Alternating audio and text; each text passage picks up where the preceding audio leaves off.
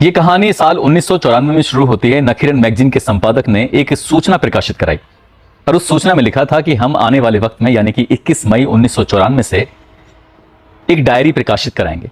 Diary के हर एक पन्ने को प्रकाशित कराएंगे। दरअसल डायरी थी चेंगलपंथ, एक जेल होती है, जेल के अंदर एक कैदी जिसका नाम गौरी शंकर उर्फ ऑटो शंकर, जो कि उस जेल के अंदर बंद था। उस जेल के अंदर बंद रहते हुए ही उसने डायरी के लगभग 300 पन्ने लिखे थे और उस 300 पन्ने में IAS officer, IPS officer, PCS अधिकारी, डीएसपी, सांसद, विधायक, नेता, सभी लोगों से जो उसके संबंध थे उन संबंधों का हवाला उस डायरी के हर एक पन्ने में दिया गया था। उन डायरी के पन्नों में साफ लिखा था कि किस अधिकारी ने कितनी बार लड़कियां अपने घर पे बुलाई रात बिताने के लिए, उनके साथ वक्त गुजारने के लिए।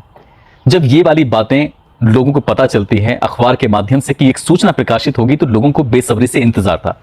इससे पहले कि यह सूचना प्रकाशित होती, ये डायरी के पन्ने जमाने के सामने आते, पहले ही कोई व्यक्ति सीधा पहुंच जाता है कोर्ट में और जाकर यह अर्जी देता है कि साहब ये डायरी के पन्ने आने नहीं चाहिए, यदि आते हैं तो उन्माद फैल जाएगा, समाज में एक तरह से अविश्वास फैल जाएगा, लोग अधिकारियों पर, नेताओं पर यकीन ही नहीं करेंगे, ऐसी बात हो जाएगी। बात कोर्ट तक पहुंच जाती है तो फिर किसी की हिम्मत नहीं होती जब तक कोर्ट का फैसला नहीं आता। लेकिन कई साल के बाद इस पर कई सारी वेब सीरीज बनी, कई फिल्में बनी, कई धारावाहिक बने और जब ऑटो शंकर की कहानी लोगों के सामने आती है तो लोग सुनकर, उसे देखकर हैरान रह जाते हैं।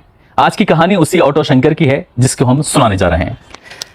आदाब, नमस्कार, सत श्री अकाल। मैं उस्मान सैफी। आज की जो सच्ची घटना मैं आपको सुनाने जा रहा हूं, ये सच्ची घटना है तमिलनाडु प्रदेश के शहर मद्रास की, जिसे आजकल लोग चेन्नई के नाम से जानते हैं।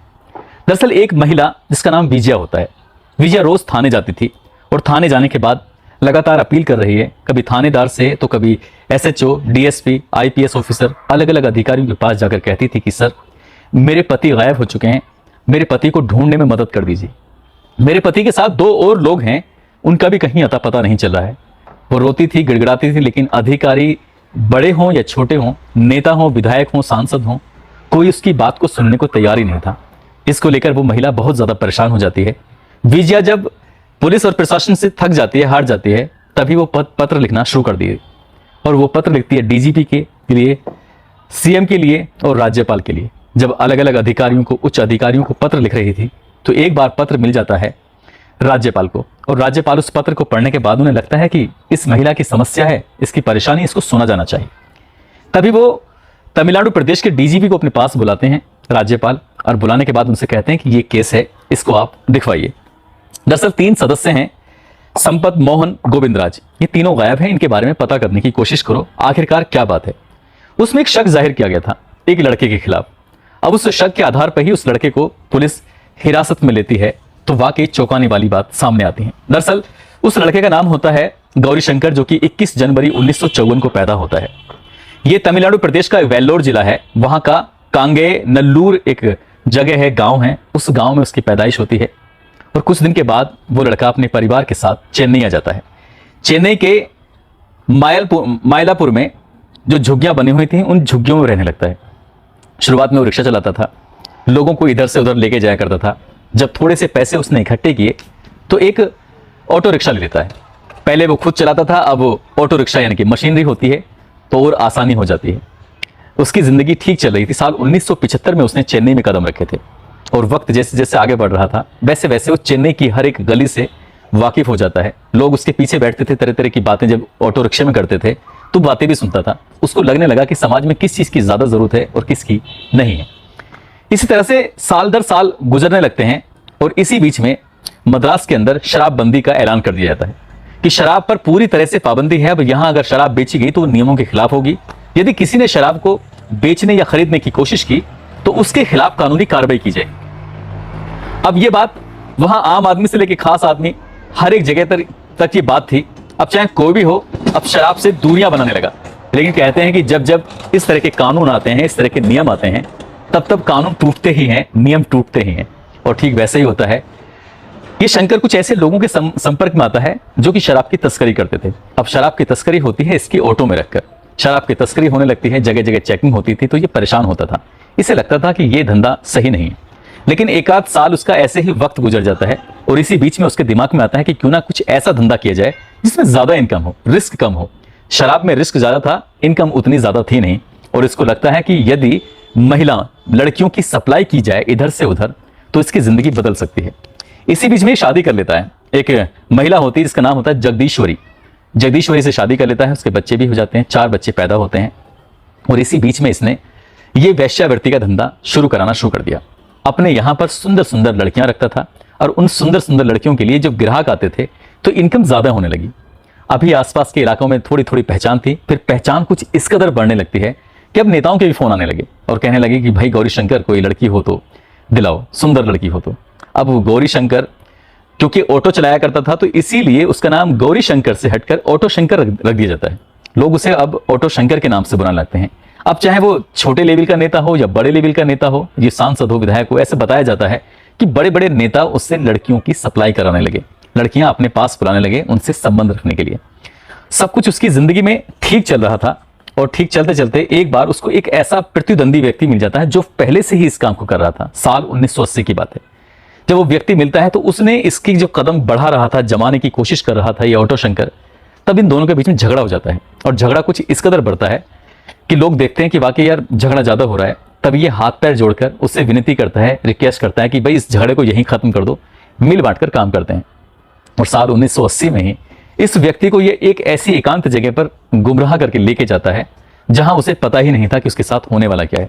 वहां ले जाने के बाद उस व्यक्ति को वो इस कदर मारता है, पीटता है, तब तक पीटता रहता है जब तक क्या उसकी जान नहीं ले लेता और उसको जिंदा जला देता है। वो व्यक्ति मर जाता है, जल जाता है। जलने के बाद उसकी जो कुछ अवशेष बचते हैं उसके शरीर के, उनको गठरी में बांधता है। गठरी में बांधने के बाद समुद्र में डिस्ट्रॉय कर देता है, फेंक देता है। साल दर साल ऐसे ही गुजरते चले जाते हैं। अब यहां पर इसकी कोठे पर जो इसका रेड लाइट एरिया था, उसका ये एक तरह से सर्वे सर्वा था। वहां पर एक से बढ़कर एक खूबसूरत लड़कियां आया करती थी। एक ललिता नाम की बड़ी खूबसूरत लड़की थी, उससे इसे प्यार हो जाता है, उससे शादी कर लेता है। शादी तो उसने पहले भी कर रखी थी जगदीश्वरी से, लेकिन ये इसकी ललिता तीसरी पत्नी होती है। उसके साथ जब मन करता था बैठता था, उससे बातचीत करता था। ये साथ में डांस बार का भी काम किया करती थी, इसके पास भी ग्राहक आते थे। अब ऐसे ही इसकी जिंदगी में लड़की की में सब कुछ ठीक चल रहा था, लेकिन एक दिन इस लड़की ने सुदुलाई मुथु के साथ ये भाग जाती है, रफू चक्कर हो जाती है। इसको हर जगह तलाश करने की कोशिश की जा रही थी, लेकिन ना ललिता मिलती है और ना ही उसका सुदुलाई मुथु मिलता है दोनों। अब ये इधर उधर तलाश कराने की कोशिश करता है, अपने साथियों से कहता है कि ललिता कहीं मिलती है तो उसको किसी भी हाल में ढूंढ के लेके आओ। इसी बीच में उसका धंधा जो था वो बहुत चोखा चलने लगा, अच्छा चलने लगा। अब न केवल नेता बल्कि IAS अधिकारी, IPS अधिकारी, जो चाहे SHO हो, इंस्पेक्टर हो या फिर और भी किसी भी विभाग के अधिकारी हो, अब ये अधिकारियों को महिलाएं सप्लाई करने लगा, लड़कियां सप्लाई करने लगा। जैसे जैसे इसका रुतबा बढ़ रहा था वैसे वैसे इसके पास पैसे बढ़ने लगते हैं। एक बहुत बड़ा बंगला खरीदता है, बहुत बड़ी गाड़ी खरीदता है, जो महंगी गाड़ी होती है। अच्छी बाइकों का रखने का शौकीन हो जाता है, बड़े अच्छे अच्छे कपड़े पहनता था, जिंदगी ठीक चल रही थी। तभी इसके दोस्त का इसके पास वो संपर्क करता है, कहता है कि ललिता मिल गई है। जब ललिता मिलने की बात आती है तभी वो अपने दोस्त से कहता है कि यार उसको एक काम करना, पेरियार नगर में लेके चलना, वहीं मिलते हैं। तो ये अक्टूबर 1987 की बात है। पेरियार नगर में ये ललिता पहुंच जाती है और जब ललिता को देखता है तो बड़ा खुश होता है, कहता है कि तुम मुझे छोड़कर कहां भाग गई थी, तुम्हें ऐसे नहीं जाना चाहिए था। ललिता को वो प्यार से बैठाता है, बिठाने के बाद ही अपने दोस्तों के सामने उसको बांध देता है और बांधकर उसको पीटता रहता है। वो दोस्त रोकने की कोशिश कर रहे थे, लेकिन वो कहता है कि तुम्हें दूर रहना है, मुझे इससे बात करनी है। और बातचीत के बहाने से वो उसको बहुत मारता है, इतना मारता है कि मारते मारते उसका गला घोंटकर उसकी हत्या कर देता है। वहीं उस पेरियार में जो उसका घर था, उसी घर के अंदर उसकी कब्र बनाता है और वहीं दफना देता है। अब जिसके साथ ही भागी थी, उसका जो प्रेमी होता है, उस प्रेमी का ये संपर्क करता है, कहता है कि शंकर, ये ललिता का पता नहीं चल रहा है, ललिता है कहाँ? तो वो कहता है कि तुम्हें पता नहीं है, वो VIP के साथ भ्रमण पर निकली है, घूमने निकली है, आ जाएगी, तुम परेशान मत हो। तभी सुदुलाई को यकीन नहीं होता, कहता है कि यार मुझे एक बार मिलना है, बात करनी है, किसी तरकीब से बात करा दो। वो जिस देश के जिस हिस्से में होगी मैं उस हिस्से में जाकर उससे बात करूंगा, एक बार बात करा दो।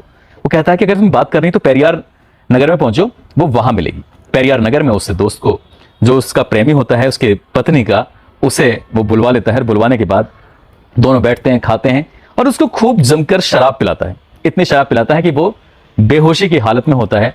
और तभी जब नशे की हालत में था, वो कुछ विरोध करने की कंडीशन में नहीं था, तभी उसमें आग लगा देता है और इस कदर वो जलने लगता है। चीख रहा था, चिल्ला रहा था, अपनी बचने की अपील कर रहा था, लेकिन उस पर कोई फर्क नहीं पड़ रहा।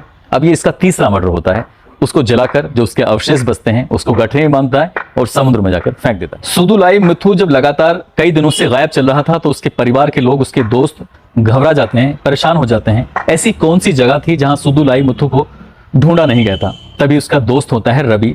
रवि कभी इस मोहल्ले में, कभी उस मोहल्ले में, कभी जहां जहां उस लड़के के संपर्क होते हैं सुदुलाई के, उन लोगों से जाकर मिलता है, बातचीत करने की कोशिश करता है। इसी बीच में उसने ललिता को भी तलाश करने की कोशिश की, क्योंकि वो अक्सर ललिता के पास जाता है। ललिता गायब चल रही थी। जब ललिता गायब चल रही थी तो उसके दिमाग में कुछ ना कुछ शक पैदा होने लगता है कि ललिता अगर गायब है तो उसका दोस्त गायब होने का पीछे रीजन क्या है। तभी वो पहुंचता है ऑटो शंकर के पास। और जब ऑटो शंकर के पास जाकर कहता है कि क्या तुमने मेरे दोस्त को देखा है? मैंने उसे हर जगह तलाश करने की कोशिश की, लेकिन सुदुलाई कहीं मिल ही नहीं रहा है। तुम बताओ, नहीं तो मुझे पुलिस के पास जाकर उससे मदद मांगनी होगी। जब ऑटो शंकर इस बात सुनता है तो वो कहता है कि ऐसा ना हो ये बात खुल जाए और उन दोनों की वो हत्या कर ही चुका था। तभी वो कहता है कि ठीक है, तुम अपने दोस्त से मिलना है तो पेरियार नगर पहुंचो और वहां पर वो मिल जाएगा, मैंने उसको वहीं पर रखा हुआ है। वो रवि सीधा पेरियार नगर पहुंचता है और वहां जाने के बाद इंतजार कर रहा था। तभी ऑटो शंकर अपने दोस्तों के साथ आता है और आने के बाद रवि से बात करता है। रवि से कहता है कि ठीक है, बहुत जल्दी तुम्हारी मुलाकात कराएंगे। जैसे वो कुर्सी बैठा था तुरंत उसको बांध लेते हैं और बांधने के बाद उसके साथ मारपीट करना शुरू कर देते हैं। तब तक मारते हैं जब तक क्या रवि मर नहीं जाता। और जब रवि भी मर जाता है तो उसकी भी यही घर के अंदर कब्र बनाई जाती है, उसको दफना दिया जाता है। कुछ लोगों का तो ये भी कहना है कि उसको दीवार में चिन दिया गया था। अब उसे दीवार में चिन दिया है या फिर घर में दफना दिया है, कुल मिलाकर उसके सबूत जो थे उसी घर के अंदर, उस चार दीवारी के अंदर कैद हो जाते हैं। सब कुछ ठीक चल रहा था। साल 1988 का यह वाकया था कि लगातार उस शहर से लड़कियां गायब हो रही थी। एक के बाद एक 9 लड़कियां जब गायब हो जाती हैं। इसी बीच में एक लड़की जो कि गुजरात की थी, जो कि यहाँ चेन्नई में आई थी अपना कोई कोर्स करने के लिए, पढ़ाई करने के लिए, और उस लड़की पर जब किसी ने हाथ डालने की कोशिश की तो उस लड़की ने अपने किसी तरह से जान बचाई और वहां से भाग जाती है। पुलिस थाने जाने के बाद वो शिकायत करती है, कहती है कि सर मेरा किसी ने अपहरण करने की कोशिश की है। तभी वो लड़की जब पुलिस वालों से बताती है, कहती है कि बार बार एक ही नाम सुनने को मिल रहा था, ऑटो शंकर। ऑटो शंकर का नाम आता है तो पुलिस शांत हो जाती है। पुलिस इसलिए शांत हो रही थी क्योंकि पुलिस को हफ्ते भी मिलता था, पुलिस को सुंदर सुंदर लड़कियां भी मिलती थी। इसलिए पुलिस किसी पर उस शिकायतें जरूर आती थी थाने में, चौकियों में, बड़े बड़े अधिकारियों के पास, लेकिन पुलिस काम नहीं करती थी क्योंकि ऑटो शंकर का रुतबा इस कदर कायम हो जाता है। पैसे के साथ साथ उसका रुतबा बढ़ने लगता है, बड़े बड़े लोगों से संपर्क होने लगते हैं, इसलिए कोई उस पर आसानी से हाथ नहीं डाल रहा था। और तभी साल 1988 के अंदर ही प्रतिद्वंदी गिरोह के 3 सदस्य आते हैं, संपत, मोहन, गोविंदराज। अब ये तीनों के तीनों इससे कहते हैं कि भाई तुम हमारी लड़कियां लेते हो, सप्लाई करते हो, तो तुम्हें उसके पैसे हमें भी देने होंगे। ऑटो शंकर ये बात सुनता है, कहता है कि भाई मैं तो जो लड़कियां लेता हूं उनके पैसे मैं तुम्हें क्यों दूंगा। कहता कि ये लड़कियां मेरे साथ काम करती हैं, इसलिए तुम्हें इनके पैसे देने ही होंगे। जब बात इस तरह की आती है तो वो उन्हें भी किसी बहाने से पेरियार नगर ले जाता है और कहता है कि ठीक है, जैसा तुम कहते हो, दोस्तों के बीच में झगड़ा नहीं होना चाहिए। प्यार से बात करता है और प्यार से बात करने के बाद उसी पेरियार जगह में ले जाने के बाद उन तीनों को जमकर शराब पिलाता है और शराब पिलाने के बाद उन्हें भी ऐसे ही जलाकर मार देता है और मारने के बाद उनके जो शव होते हैं उनको समुद्र में बहा देता है। बाकी जो इनके अवशेष बचते हैं, इनमें से ही जो एक लड़का होता है संपत, उसकी पत्नी विजया, वो लगातार अपने पति को तलाश कर रही थी। जब उसका पति नहीं मिलता है तो वो बेइंतहा परेशान हो जाती है। ऐसा कोई अधिकारी नहीं था, ऐसा कोई नेता नहीं था जिसके पास वो नहीं जा रही थी। तभी उसने मुख्यमंत्री को, डीजीपी को और राज्यपाल को जो पत्र लिखे और राज्यपाल ने उसके पत्र को गंभीरता से लिया, तब जाकर पुलिस ने इस घटनाक्रम का खुलासा किया था। और जब उसने खुलासा करता है तो 6 हत्याओं के सबूत मिल जाते हैं। इसी 6 हत्याओं को उस पर साबित कर दिया जाता है कि हाँ, इन 6 हत्याओं को इसने अंजाम दिया है। चाहे वो ललिता हो, सुदुलाई हो, रवि हो, संपत हो, मोहन हो या गोविंदराज, इन 6 हत्याओं का जो आरोप था उस पर सिद्ध हो जाता है। लेकिन 9 लड़कियां जो गायब हुई थी उनका आरोप उस पर सिद्ध नहीं हो पाता है। उन लड़कियां वो जिंदा थी, मर गई थी, क्या हुआ उनके साथ कुछ नहीं हुआ। कुछ होता है नहीं होता है इनके बारे में तो उनको पता नहीं चल पाता।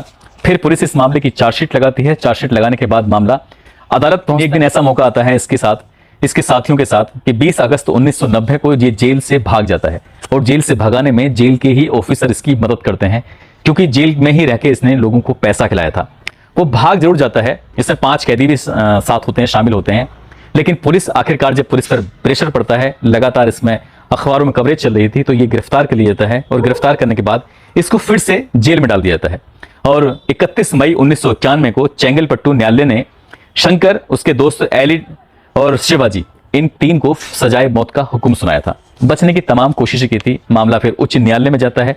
उच्च न्यायालय से बात पहुंच जाती है राष्ट्रपति के यहाँ, और शंकर दयाल शर्मा इसकी अपील को खारिज कर देते हैं और एक दिन यह भी आता है कि इसको फांसी की सजा मुकर्रर कर दी जाती है, यानी कि सिर्फ शंकर की। 27 अप्रैल 1995 की सुबह लगभग 6 बजे के आसपास सलेम केंद्रीय कारागार, सलेम, तमिलनाडु में इसको फांसी दी जाती है। और ये एक ऐसा अपराध होता है, बताने वाले, कहने वाले ये कहते हैं यदि इसने वो 300 पन्नों की डायरी ना लिखी होती तो कभी भी ये फांसी नहीं चढ़ता, क्योंकि उस डायरी के अंदर उसने उन अधिकारियों के नाम लिखे थे जिन अधिकारियों के नाम यदि प्रकाशित हो जाते तो वाकई अपना आप में बवाल मच जाता।